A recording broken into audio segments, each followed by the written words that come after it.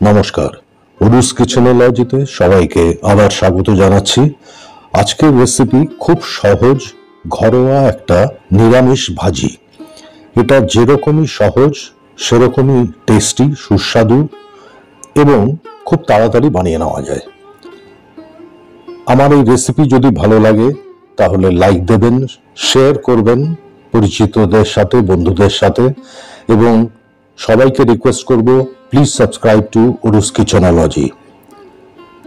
আসুন রেসিপি দেখে নেওয়া যাক, একসাথে বানিয়ে নেওয়া যাক এই অপূর্ব সুস্বাদু নিরামিষ ভাজি। আমি পটল নিয়েছি 500 গ্রামের মতো। পটল প্রথমে দুটো দিক একটু কেটে দিলাম, কেটে দিয়ে একটা পিলার দিয়ে খোসাটা ছাড়াবো। একটু করে খোসা থাকবে।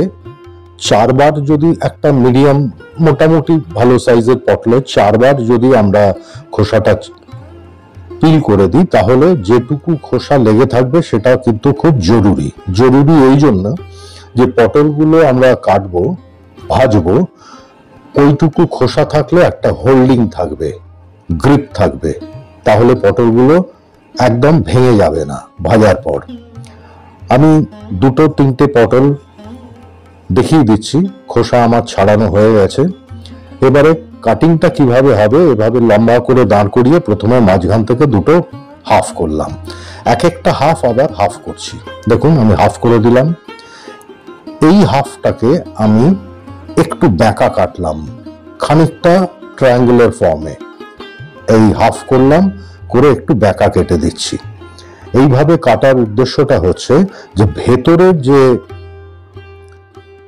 পোর্শনটা সেটা এক্সপোজ থাকবে, বেশি সারফেস এরিয়া, সুতরাং ভাজার সময় পটলটা বাইরে থেকে তো ভাজা হচ্ছেই, ভেতরের ম্যাক্সিমাম এরিয়াটা ভাজা হয়ে যাবে। ঠিক এইভাবে একইভাবে পটলগুলোকে কেটে নিতে হবে। আগেই বলেছি আমি টোটাল 500 গ্রামের মতো পটল নিয়েছি। পটলগুলো আগে থেকেই ভালো করে ধোয়া ছিল। একটা পাত্রে রেখে দিন। 4টে মাঝারি আলু লাগছে। আলুরও খোসা প্রথমে ভালো করে ধোয়ার পরে খোসা ছাড়িয়ে নিচ্ছি। আমি একটা আলু এইভাবে কিভাবে কাটিংটা হবে, এক্স্যাক্টলি পটল যেরকম শেপে কেটেছি ঠিক সেম ভাবে আলুটা আমরা কাটবো। দেখুন আমি সাইড থেকে একটুখানি এই কাটলাম। এবারে এটাকে হাফ করব, লম্বালম্বি হাফ করলাম। এবার এটাকে ব্যাকা একটু ট্রায়াঙ্গুলার ফর্মে কেটে দিলাম, ঠিক পটল যেভাবে কেটেছি। বাকি পোর্শনটায় এরকম চওড়ায় আমি টুকরো করে নিচ্ছি। আলুটা খুব মোটা করবেন না, তাহলে পরে রান্না হতে বেশি সময় লাগবে, ভাজা হতে বেশি সময় লাগবে, ভেতরে শক্ত থেকে যেতে পারে। ঠিক এইভাবে আবার দেখুন আমি ব্যাকা কাটলাম ট্রায়াঙ্গুলার ফর্মে। যেটুকু পড়ে আছে সেটা একদম প্রথম পৃষ্ঠার মতো একইভাবে কেটে দিচ্ছি। সবকটা একই ধরনের, একই শেপে কাটা হয়ে গেল। এইভাবে কাটবেন, খুব মোটা রাখবেন না, একদম পাতলা করবেন না। মাঝামাঝি একটা সাইজে পটল এই আলুটা কাটা হবে। আলু কাটার পরে জলে দিয়ে দিতে হবে যাতে কালো না হয়। 3-4 বার খুব ভালো করে জলটা ধুয়ে জলটা একটু ঝরিয়ে নেবেন, তা না হলে জল অবস্থায় তেলে দিলে তেল ছিটবে, প্লাস তেলের টেম্পারেচার ইমিডিয়েটলি ডাউন হয়ে যাবে বেশি জল থাকলে। 4টে কাঁচা লঙ্কা একইভাবে একটু ব্যাকা করে ডায়মন্ড কাটের মতো এইভাবে কেটে দিচ্ছি। এটাও একই কনসেপ্ট, যে ভেতরের সারফেসটা বেশি এক্সপোজ থাকবে তেলের সাথে, সুতরাং ফ্রাইংটা ভেতরটা ভালো হবে। এটা একটা প্লেটে নিয়ে নিলাম। এর সাথে লাগছে 1 মুঠো ধনেপাতা। ধনেপাতাটা আমি এই রেসিপিতে নাইফ দিয়ে চপ করব না। নাইফ দিয়ে চপ করলে অনেক সময় কি হয়, ধনেপাতার যে রসটা সেটা চপিং বোর্ডে বেশি চলে যায়। এটা কাঁচি দিয়ে কেটে আমি লাস্টে অ্যাড করব।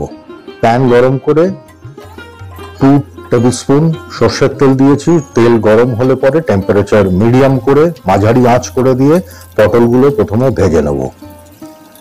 মাঝারি আঁচে 3 মিনিট পটলগুলো ভাজতে থাকুন।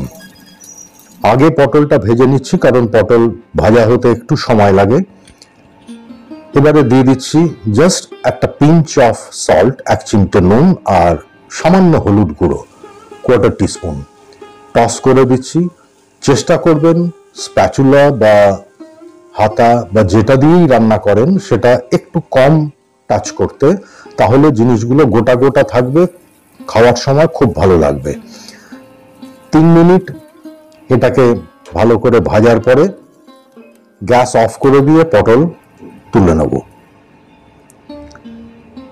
আমি একটা প্লেটে পটলগুলো তুলে নিয়েছি।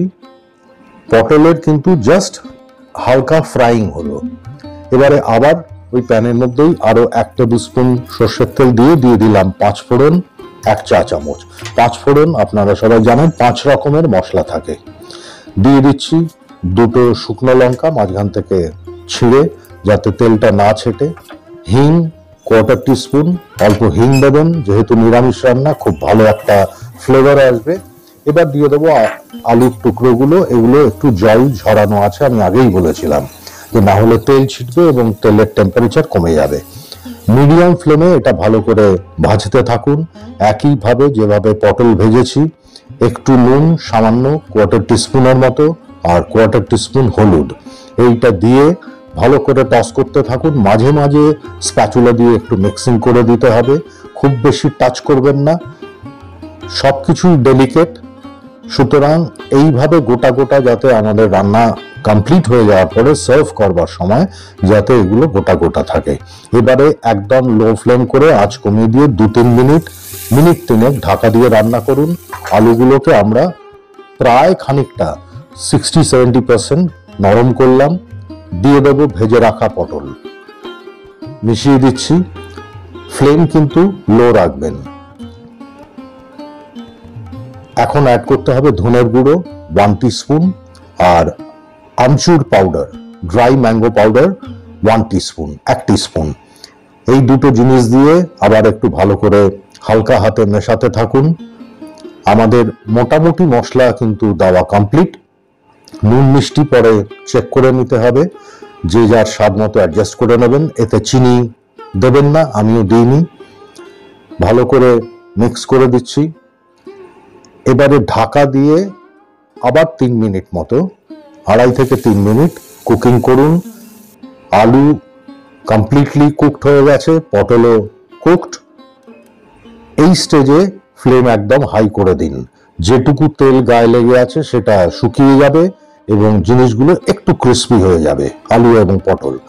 ধনেপাতা যেটা নিয়েছিলাম কাঁচি দিয়ে কেটে টুকরো করে ছড়িয়ে দিচ্ছি। ধনেপাতা দেওয়ার পরেই কিন্তু গ্যাস অফ, গ্যাস বন্ধ করে তারপরে মিশিয়ে দেবেন, তাহলেই ধনেপাতার ফ্লেভারটা প্রপারলি ডিস্ট্রিবিউট হয়ে যাবে। এবারে আমরা আমাদের এই অপূর্ব স্বাদের সুস্বাদু, খুব সহজে দেখুন রান্নাটা হলো, এই ভাজি রেডি। সার্ভ করুন 3 মিনিট ঢাকা রাখার পরে। সবার পছন্দ হবে। সাবস্ক্রাইব করুন আমার চ্যানেলকে। ভালো থাকবেন, সুস্থ থাকবেন। নমস্কার।